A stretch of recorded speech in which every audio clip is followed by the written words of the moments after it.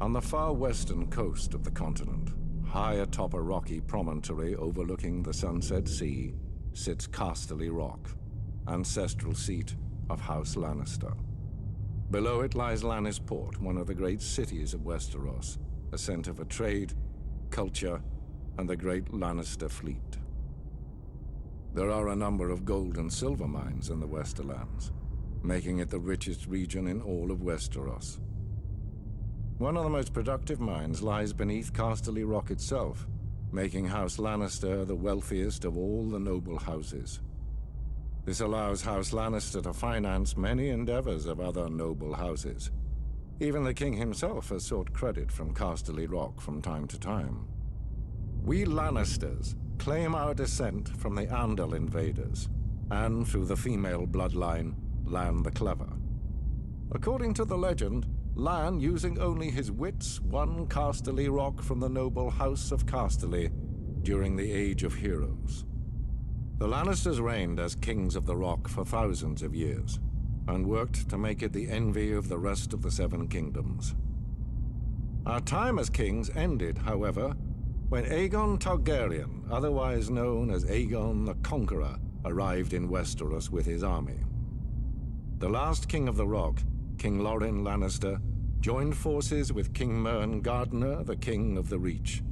Together, with 60,000 men, they met the Targaryen host in open battle. History tells us that Aegon unleashed all 3 of his dragons, slaughtering 4,000 men at what came to be known as the Field of Fire. King Mern himself was burned alive that day, and House Gardener turned to ash with him.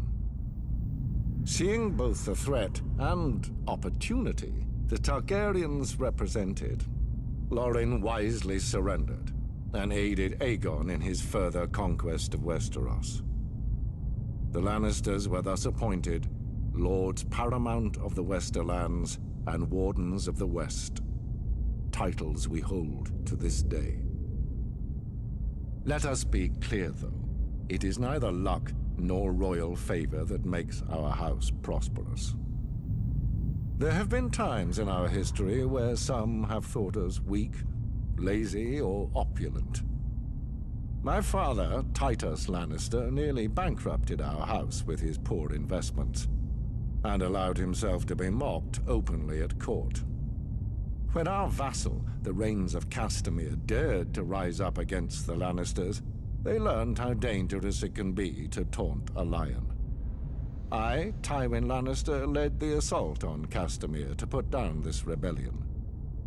I made an example of them, to anyone who doubts our might. They even made a quaint song about the fates of the Rains of Castamere. Sadly, there are no Rains left to hear it. Today, the Golden Lion of Lannister is rightly admired and feared throughout the Seven Kingdoms. Our words are, "Hear me roar." But there are other words that should be remembered when crossing a lion of Casterly Rock. A Lannister always pays his debts.